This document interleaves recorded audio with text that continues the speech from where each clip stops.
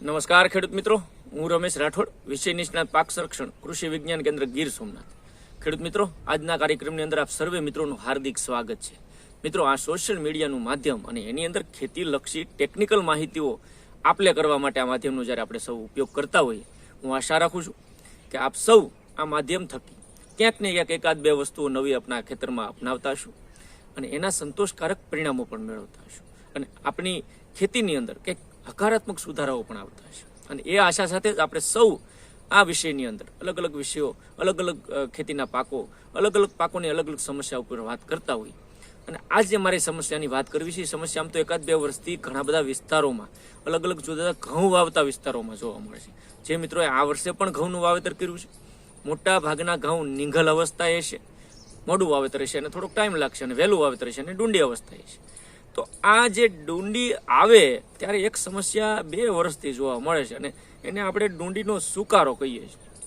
ઉપરથી ડુંડી સફેદ થઈને સુકાતી જતી હોય, ખળીઓ પડતી હોય. ઘણા ખેતરોમાં તો ગયા વર્ષે મેં જ્યારે પ્રેક્ટિકલ જોયું તો ઘણા બધા વેરાયટીઓમાં તો ખૂબ મોટું નુકસાન ખેડૂત મિત્રોને થયું. અને આ જે ડુંડીનો સુકારો દેશી ભાષામાં આપણે મિત્રો ઓળખતા હોય, એ ગયા વર્ષના અનુભવોના આધારે એવું માની લઈએ કે આ વર્ષે જે વેરાયટીઓ વાવવામાં આવી છે એ પ્રકારનું બિયારણ રોગગ્રસ્ત છે, એ ખેતરો છે, એ વિસ્તાર છે, એના માટે આવવાની શક્યતાઓ છે. તો શક્યતાઓને આધારે આપણે આ આજની ચર્ચા મારે તમારી સાથે કરવી છે.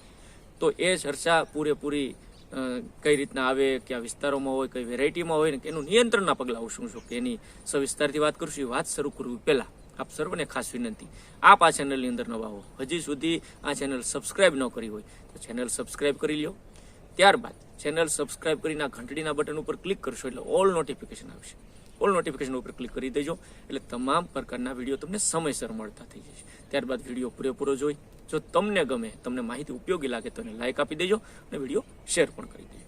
મિત્રો, ખાસ કરીને જે ડુંડીનો સુકારો છે, એ ઘણા બધા ખેડૂત મિત્રોને ગયા વર્ષે જે સમસ્યા હતી, એ સમસ્યા આ વર્ષે પણ રિપીટ થવાની શક્યતાઓ કહું છું. આવે જ એવું નથી, વાતાવરણ ઉપર પણ ઘણું બધું ડિપેન્ડ રહેતું હોય, વેરાયટી ઉપર રહેતું હોય, પણ થોડુંક અવલોકન બેઝ તમારે પણ અત્યારથી અવલોકન કરવાનું છે. જ્યારે નીંગલી ને ડુંડી બહાર નીકળતી હોય એ અવસ્થાએ આપ અવલોકન કરજો, થોડુંક જોવાની ટ્રાય કરજો. અને આ અવલોકન કર્યા પછી સમજી વિચારી અને ટ્રીટમેન્ટ અને એના પગલાઓ ભરવા. આડે ધડ કોઈ કે એમ સીધા દવા છાંટવા જ મળવી એ એના ફેવરમાં હું પણ નથી. તમારો ખર્ચ પણ ઘટવો જોઈએ અને જે સમસ્યા છે એનું નિરાકરણ મિત્રો આવવું જોઈએ. ગયા વર્ષે પ્રાથમિક તારણ મુજબ ઘણા બધી જે જૂની જાતો છે અથવા રોગ જેની અંદર વધારે આવ્યો એવી જાતોની અંદર GW 173, 273, 451, 496 આ બધી વેરાયટીઓમાં થોડા ઘણા અંશે અને ઘણા વિસ્તારોમાં વધારે પડતું રોગનું પ્રમાણ દેખાણું હતું. એટલે એ જાતો જો વાવેલી હોય તો અવલોકન થોડુંક વધારે રાખવું. નવી જાતો મેં આ જે 4 જાતોના નામ બોલ્યા એવી એટલે મીન્સ જૂની જાતો હોય 173, 273, 496, 451, એમાં થોડાક અવલોકન વધારે કરવું. બીજી વેરાયટીઓમાં કદાચ આવવાની શક્યતાઓ નવી જાતોમાં ઓછી રહે. બીજું, આ આવવાના કારણ ખાસ કરીને તાપમાનની અંદર જે એકાએક વધારો થાય અને ખાતરોનો અસંતુલિત ઉપયોગ થાય એવું પ્રાથમિક તારણ આપણે એની અંદર કાઢી શકીએ કે વાતાવરણમાં જે ઠંડીનો એક રેગ્યુલર પીરિયડ આવતો હોય ને એમાંથી પછી એકધારી ગરમી પડે, બપોરે ખૂબ વધારે પડતું ટેમ્પરેચર થાય, રાત્રે ખૂબ નીચું ઠંડુ તાપમાન થાય. તો આ સંતુલિત તાપમાન આ રોગને આમંત્રણ આપતું હોય ને એ સમસ્યા આપણા પાકની અંદર ખાસ કરીને મિત્રો દેખાતી હોય. ખાતરોનો અસંતુલિત ઉપયોગની અંદર ખાસ કરીને ફક્ત નાઇટ્રોજન અને ફોસ્ફરસ વાળા જે ખાતરો છે એનો જ આપણે ખાસ કરીને ઉપયોગ કરતા હોઈએ. ઘણી વખત DAP ઘણા બધા મિત્રો ઘઉંની અંદર વાપરે તો DAP ની અંદર નાઇટ્રોજન અને ફોસ્ફરસ આ 2 જ તત્વો આવે. આ તત્વો જ વધારે પ્રમાણમાં ઉપયોગ થતા હોય. એના સિવાય ખાસ કરીને પોટાશ અને માઇક્રોન્યુટ્રન્ટ જે સૂક્ષ્મ તત્વોના ખાતરો છે એ જો એની અંદર મિત્રો આપણે વાપરતા હોય ને એમાં બોરોન, ઝીંક, સલ્ફર, કેલ્શિયમ આ બધા તત્વો મિક્સ માઇક્રોન્યુટ્રન્ટ ગ્રેડ 4 કે એના સ્પ્રે અથવા જમીનની અંદર અલગ અલગ પ્રકારના મિક્સ માઇક્રોન્યુટ્રન્ટ આપવાની જે ભલામણ થતી હોય એ મિત્રો વાપરતા હોય તો એની અંદર પ્રમાણ ઓછું રહે. કારણ કે સૂક્ષ્મ તત્વો અને એના સિવાયના પોટાશ, સલ્ફર જેવા તત્વો જો પાકને મળે ને ઘઉંમાં આ વર્ષે મને બહુ ખુશી થાય કે જે વિડીયો અમે બનાવ્યાને મૂક્યા તો એની અંદર સલ્ફરની વાત કરી, ઝીંકની કરી, બોરોનની કરી. આ બધા તત્વો મિત્રો ઘણા બધા મિત્રોએ વાપર્યા પણ છે અને એનું પરિણામ તમને જ્યારે પણ ઘઉં પાકશે ત્યારે હું ગેરંટીથી કહું ચોક્કસથી દેખાય. તમારા જે અનુભવ આગલા વર્ષના છે આ અનુભવમાં ક્યાંક ને ક્યાંક તમને ફરક દેખાય. તો ખાસ કરીને આ પ્રકારના જે તત્વો મિત્રો નથી વાપરતા એને પણ આ સમસ્યા આવવાની શક્યતા હોય તો એને થોડાક પગલાં ભરવાની જરૂર પણ પડશે. બીજું, ઉપરથી જે ડુંડી સુકાય તો એના માટે મોટાભાગે વીટ બ્લાસ્ટ નામનો રોગ હોઈ શકે એવું પ્રાથમિક તારણ આપણે કાઢી શકીએ. આ જે રોગ થવા પાછળનું કારણ અને એની જવાબદાર જે ફૂગ છે એ પાયરિક્લોરિયા ગ્રેસિયા નામની જે ફૂગ છે એનાથી આ રોગ ફેલાતો હોય.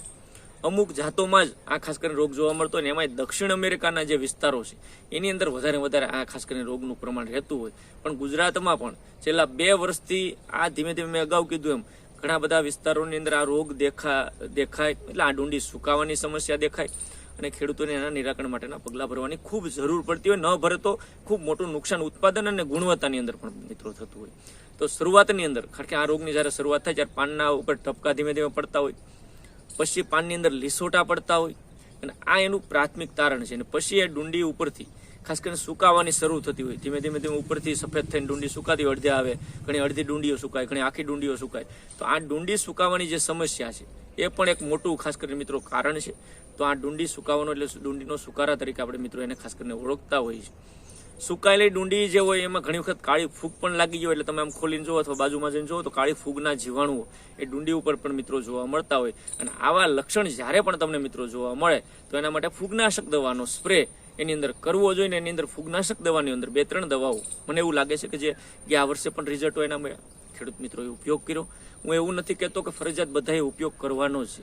તમે પ્રાથમિક થોડુંક તમારા ઘઉંની અંદર તમારી વેરાયટીમાં તમે ક્યાંથી બિયારણ લીધું છે, તમારા એનાઈ ખેતરમાં જે ગયા વર્ષે સમસ્યા હતી એમાં જ વાવ્યું છે, આ બધા પ્રશ્નો થોડાક તમારી જાતને પૂછી અને પછી નિરાકરણ માટે ભરવાનું થાય. ને એની અંદર ફૂગનાશક દવાની અંદર એઝોસ્ટ્રોબિન 18.2% પ્લસ ડાયફેનાકોનાઝોલ 11.4% SCના સ્વરૂપે મળતી આ ફૂગનાશક દવા એક પંપની અંદર 20 ml નાખીને એનો ઘાટો સ્પ્રે કરવાનો છે. તો આ ફૂગનાશક દવા એઝોસ્ટ્રોબિન પ્લસ ડાયફેનાકોનાઝોલના કોમ્બિનેશન વાળી દવા 15 લીટર પંપની અંદર 20 ml નાખી અને આપણા ઘઉંની અંદર સ્પ્રે કરવાનો છે. મિત્રો પાળાથી હલાય એમ હોય ત્યારે કરી દઈએ.